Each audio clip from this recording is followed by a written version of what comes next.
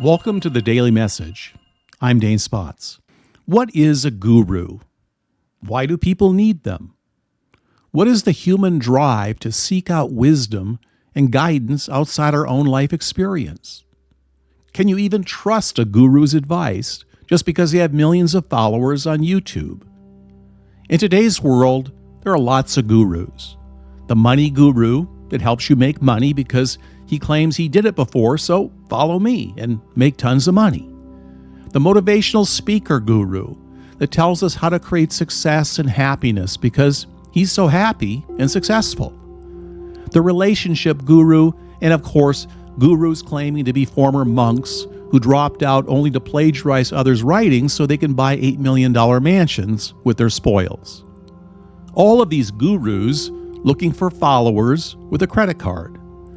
But how many are the real deal? There's only one that I know for sure. The real deal is someone who lives it.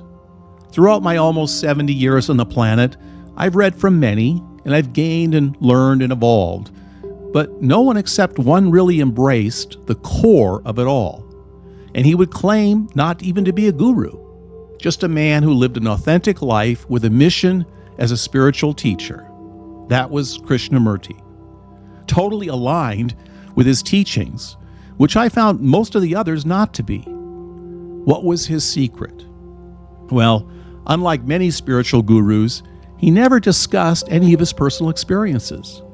He refused to offer any methods and declined to be an authority on matters of the mind. Now, many people followed him for decades, yet still they had no clear understanding of who he was and his teachings.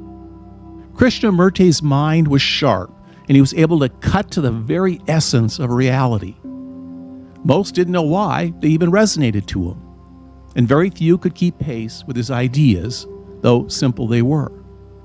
He never seemed to mind, though, and throughout his life he remained true to his core philosophy, which is this: there is no teacher, no pupil, there is no leader, there is no guru, there is no master, no savior. You yourself are the teacher and the pupil. You are the master, you are the guru, you are the leader. You are everything. When he was 90 years old, he fell sick to cancer and was dying. During one of his last talks before his death, he stood before his audience and said, "Do you want to know my secret?" There was complete silence in the room. "This is my secret," he revealed. "I do not mind what happens." He elaborated, "I don't mind if I fail or I succeed, if I have money or not. I have no problem because I do not demand anything from anybody or life." His inner peace was unshakable. On the brink of death, bidding farewell to his life's mission, yet there he was, present, peaceful, delving deep into a complex topic. Let me play a clip of that moment now. I have no problem because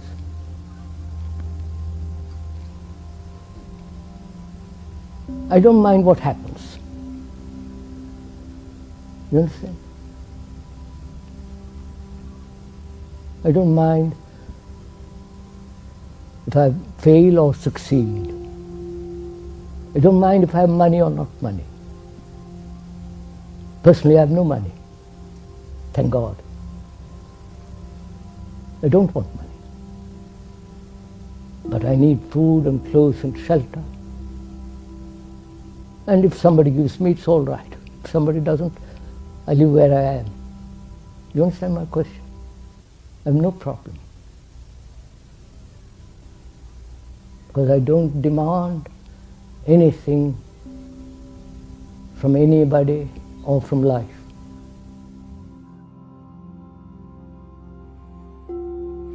So why is this significant? And what can you learn from it?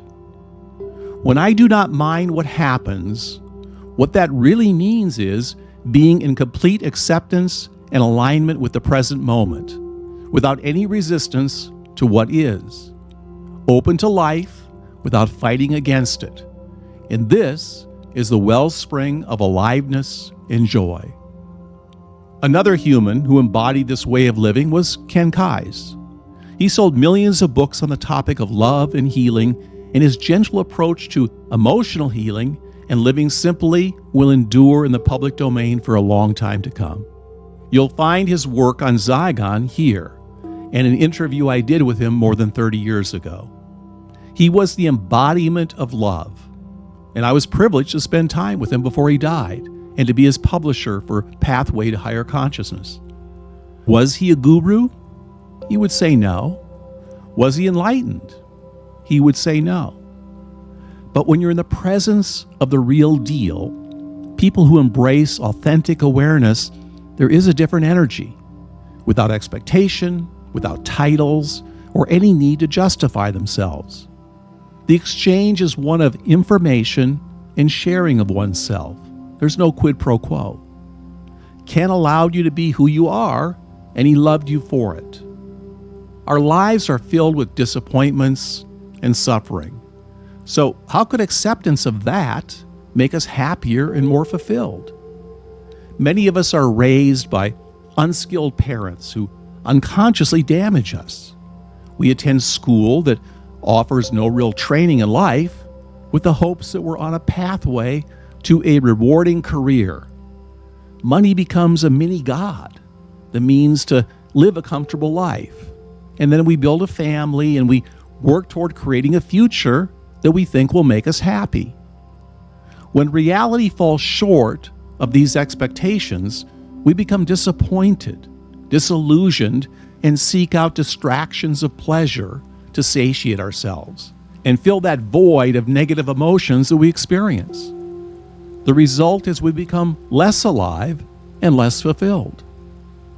The bigger the dissonance in our expectations from the ideal that we imagine we want, the stronger the negative emotions. And for most, the greater the urge to divert into substitute pleasures. What if there was another way? Letting go of our deep-seated attachments to how we want things to be. An ability to always go about every task, every endeavor, doing our best and being all in.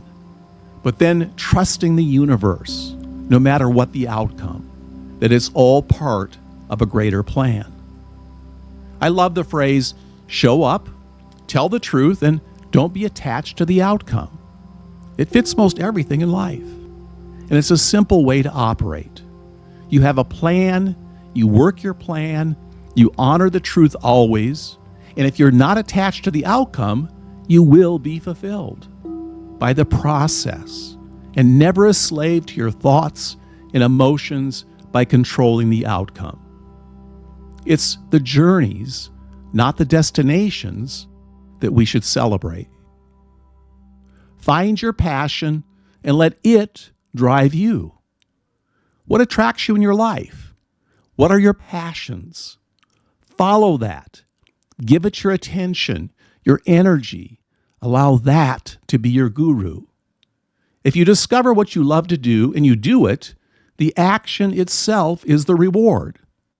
This is the guru you must follow.